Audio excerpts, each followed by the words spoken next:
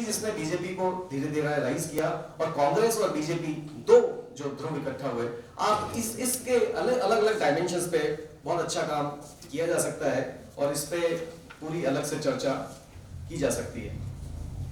इसी तरह से हम देख सकते हैं कि राजस्थान की, क्योंकि राजस्थान 1956 में स्टेट के रूप में बनता है, इससे पहले तक उसका अपने आसपास के आज के जो पड़ोसी राज्य हैं उनके साथ में सांस्कृतिक संबंध है।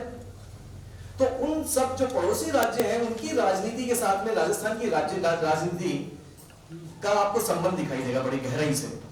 जैसे हम देखें धौलपुर और भरतपुर वाला जो एरिया है वो यूपी से काफी, बसपा वहां पे आपको बड़ी महत्वपूर्ण दिखाई देगी अचानक। यहाँ के हनुमानगढ़, चूरू, गंगानगर में आपको इनेलो, इंडियन नेशनल लोकदल और अकाली पार्टी तक भी कुछ हिस्सों में जो है आपको प्रभावी दिखाई देगी। यहाँ की जो बागड़ वाला एरिया है हमारा, यहाँ पे गुजरात और मध्य प्रदेश का जो आदिवासी एरिया है उसकी राजनीति का प्रभाव हमको दिखाई देगा। किस तरह का प्रभाव? आंदोलनात्मक गोलबंदी हो रही है, वो वहां चल रही है, यहाँ भी कुछ हो रहा है। यहाँ के अभिजनों का लेन देन भी हो रहा है। मोतीलाल वोरा जो है राजस्थान से जाकर के मध्य प्रदेश में चीफ मिनिस्टर बन रहे हैं, और वसुंधरा राजे और शिवचंद्र माथुर जो है मध्य प्रदेश से आकर के राजस्थान में चीफ मिनिस्टर बन रहे हैं। ये चीज भी हो रही है। तो पड़ोसी राज्य, वहां की पार्टियां, वहां के दल और वहां के जो आंदोलन आदि हैं वो किस तरह से हमारी राजनीति को प्रभावित कर रहे हैं, ये एक बड़ा रोचक अध्ययन हो सकता है।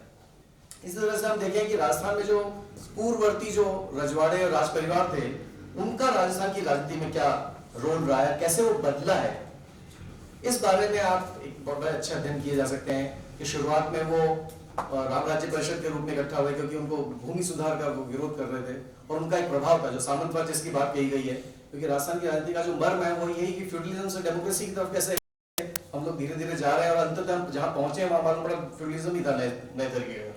ये गलत बात है।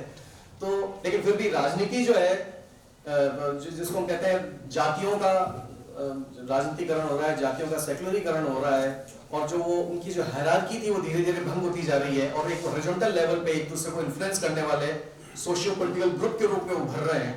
ये जो चीज है ये बड़ी तेजी से हुई। लेकिन इसमें रजवाड़ों को यदि आप देखें तो शुरुआत में वो उन्होंने अलग स्वतंत्र पार्टी में भी शामिल हुए, लेकिन फिर उनको लगा कि निर्दलीय के रूप में भी लड़े वो लोग काफी समय तक, ये भी चलता रहा। फिर उन्होंने इसी हाउस पार्टी के साथ में जुड़ना शुरू किया, और आप देखें यदि भैरव सिंह शेखावत के समय के बाद में तो एक तरह का रिवाइवल भी होता है, और जो है क्योंकि राजपूत जो है उनका विकास का यदि देखें तो उनका जो फैलाव है वो पूरे प्रदेश में है।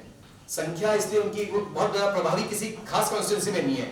जैसे यदि जाट और मीणा यदि हम देखें तो कुछ कॉन्स्टिट्यूंसी में बहुत ज्यादा सघनता के साथ है तो उनका प्रभाव ज्यादा हो जाता है। उस तरह का प्रभाव राजपूतों का नहीं है। इस चीज को हम देख सकते हैं कि पूर्व रजवाड़े जिसको हैं और राज परिवार है उनकी भूमिका क्या रहती है, जो आज तक भी हम देख रहे हैं कि अभी तक कुछ ना कुछ वे में चलती चली आ रही है। और हर दूसरी पार्टी दूसरे को सामंती कहती है, लेकिन खुद उनके साथ शामिल हो जाते हैं वो डेमोक्रेटिक हो जाते हैं। तो ये फिर राजनीति का जो कलेवर है उसको हम समझते ही हैं।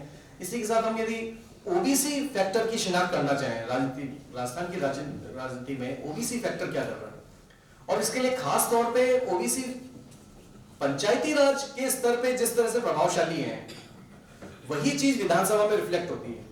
मेरे पास एक आंकड़ा है, आप इसको देखें, बड़ा ही महत्वपूर्ण चीज है। और हालांकि ये जो लेख लिखा है वो पॉलिटिकल साइंटिस्ट नहीं है, ये मुझे थोड़ा सा अफसोसनाक लगता है। त्रिभुवन जी का आर्टिकल है सर, पत्रकार, वो कह रहे हैं कि 2015 में ओबीसी के लिए सरपंच के 783 पद आरक्षित थे, लेकिन इस वर्ग के सरपंच 1017 बने। 783 पद आरक्षित थे, सरपंच बने 1017। सामान्य महिलाओं में 2412 सीटों पर महज 966 महिलाएं चुनी जा सकी, लेकिन ओबीसी महिलाओं ने अपने लिए रखे गए 646 पदों को पार करके 2001 सीटों पे परचम लहराया। तो ओबीसी जो है वो किस तरह से प्रभावी भूमिका में है इस समय राजस्थान में, वो कोई एकजुट ग्रुप नहीं है। संजय जी का भी इसमें हवाला है, इस आर्टिकल बीबीसी का आर्टिकल है। ओबीसी कोई एकजुट इकाई नहीं है, जैसा कि वो यूपी में भी नहीं है, बिहार में भी नहीं है, कहीं भी नहीं है। उसमें अंदर कई सारी अभय कुमार दुबे ने जो अभी हिंदू एकता वाली किताब लिखी उसमें इस बात का जिक्र भी किया कि मुलायम सिंह यादव ओबीसी के नेता नहीं, वो यादव के नेता है। और इस बात को सबसे ज्यादा जो है आरएसएस ने इस बात को समझा है, और उन्होंने जैसे यूपी में बनाया है, वर्चस्वशाली जो जाति है यादव, उसके बरक्स दूसरे जो गैर यादव ओबीसी उनको एकजुट किया, या कि जब हरियाणा पहुंचते हैं तो गैर जाट ओबीसी को एकजुट कर लेते हैं, है ना। तो इस तरह की जो राजनीति चल रही है उसमें ओबीसी कोई एकजुट संरचना नहीं है। और उसमें भी संजय जी इसमें जैसा कहते हैं कि भाई इसमें भूमिधर जातियां उनका क्या हाल है, सर्विस क्लास वाले हैं वो किस तरह से बिहेव कर रहे हैं, वो सब बातें हैं। लेकिन हम इस चीज को हमें पॉलिटिकल साइंस में अपने रिसर्च के माध्यम से इनकी शिनाख्त करनी चाहिए कि राजस्थान में ओबीसी फैक्टर किस तरह से पंचायती राज स्तर से बढ़ते हुए और आगे आते हुए अपनी राजनीति में किस तरह से भूमिका निभा रहा है, खासतौर पे विधानसभा चुनाव में और फिर लोकसभा चुनाव में भी वो चीज रिफ्लेक्ट होती है। तो ये कुछ महत्वपूर्ण एस्पेक्ट थे जिनके बारे में मैं सोचता हूँ कि हमें चर्चा करनी चाहिए और आगामी रिसर्च हमारी इस पे केंद्रित हो। मैं खुद भी जो है राइज ऑफ बीजेपी पे मैंने पूरा एक सिनॉप्सिस तैयार किया है कि कभी मौका मिलेगा तो मैं उस पर जरूर काम करूंगा। उसके जो विभिन्न राइज ऑफ बीजेपी का मतलब द्विध्रुवीकरण कैसे हो रहा है, कैसे ये पार्टी इतनी प्रभावशाली होती चली गई धीरे धीरे करके, इस चीज की शिनाख्त करने का मेरा इरादा है। किताब लिखना भी चाहता हूँ। तो मैं लालू जी का बहुत बहुत धन्यवाद दूंगा, मंजू जी का बहुत बहुत धन्यवाद कि आपने ये इकट्ठा किया सबको, और संजय जी के छत्र छाया में किरोड़ी सिंह जी शामिल हुए, बीएम शर्मा साहब आ रहे हैं कि हम जो आप लोग जो इतने युवा शोधकर्ता हैं ये राजस्थान की राजनीति के तथ्यात्मकता को समझेंगे और उसे केवल अकादमिक क्षेत्र तक सीमित न रख करके उसे जन चर्चा में लाएंगे, लोक परिदृश्य में भी वो बात पहुंचे, आम जनता तक हम अपनी बात पहुंचा पाए, तभी वो एक्शन विद नॉलेज वाली जो बात है सार्थक हो पाएगी। बहुत बहुत धन्यवाद।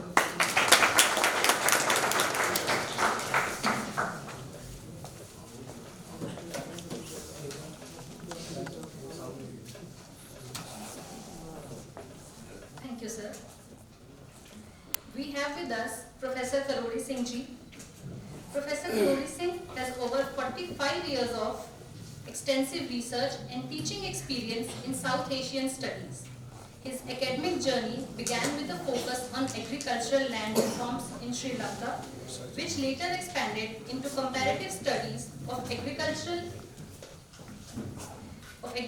policies across South Asia during his postdoctoral research at the East-West Center, Hawaii.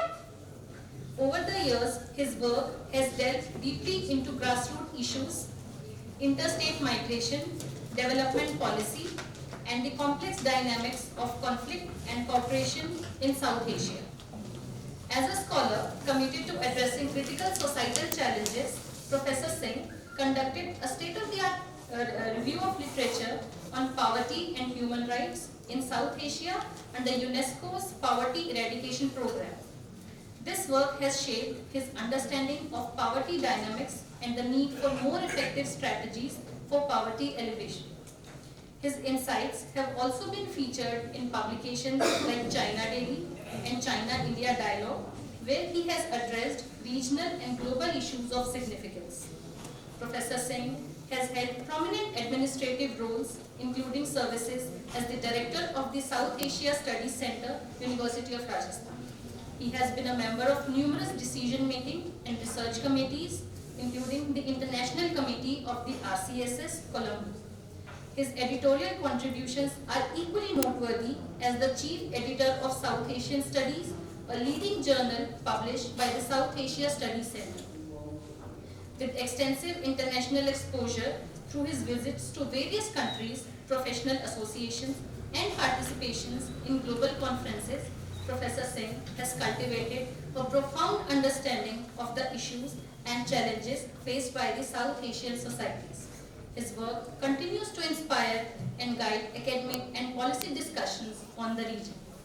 Sir, we now invite you to share your vision with us.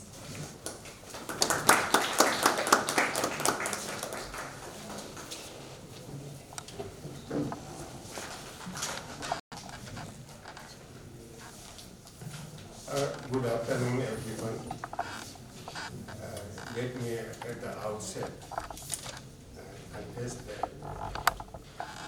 English has emerged as a language of communication during last 2 days. तो मैं English में ही बोलूँगा देखिए, सामान्यतः हम एक कहते हैं कि इनॉग्रेशन सेशन और वैलिडिक्टरी सेशन होते हैं, वो सेरेमोनियल होते हैं। बहुत से साथी ये कहते हैं उनमें कोई इंटेंसिव डिस्कशन या कोई बड़ी इम्पोर्टेंट बात नहीं होती है, लेकिन मुझे लगता है कि इनॉग्रेशन सेशन अपने आप में बहुत ही इम्पोर्टेंट सेशन होता है, इस सेंस में कि उस सेशन में सेमिनार के या कॉन्फ्रेंस के जो मेन ऑब्जेक्टिव्स हैं उनको अंडरलाइन किया जाता है, और इसके अलावा आगे के जो टेक्निकल सेशन हैं उनका क्या फ्रेमवर्क होगा इंटेंसिव डिस्कशन के लिए, उनको पार्टिसिपेंट्स के सामने प्रेजेंट किया जाता है। वैलिडिक्टरी सेशन कहीं उससे भी ज़्यादा इम्पोर्टेंट है, क्योंकि वैलिडिक्टरी सेशन में हम क्या करते हैं कि 2 दिन या 3 दिन हमने जो डिस्कशन किया, इंटेंसिव डिस्कशन, उसमें मेजर ट्रेंड्स क्या एमर्ज हो रही हैं, क्या हम हमारे लिए टेक अवेज हैं और क्या पाथवेज हैं। तो दोनों सेशन अपने आप में बहुत इम्पोर्टेंट हैं। जब ऑर्गेनाइजर्स ने मुझे कहा कि आपको वैलिडिक्टरी सेशन में बैठना है, तो मैंने सोचा अगर वैलिडिक्टरी सेशन में बैठना है तो ये मेरी ड्यूटी बनती है कि मैं सब सेशन अटेंटिवली अटेंड करूं, और इसीलिए मैंने सभी सेशन अटेंड किए हैं। और इन सेशंस में जो सबसे इम्पोर्टेंट चीज लगी मुझे वो ये कि खेजड़ी has emerged as a word of this seminar, and what it signifies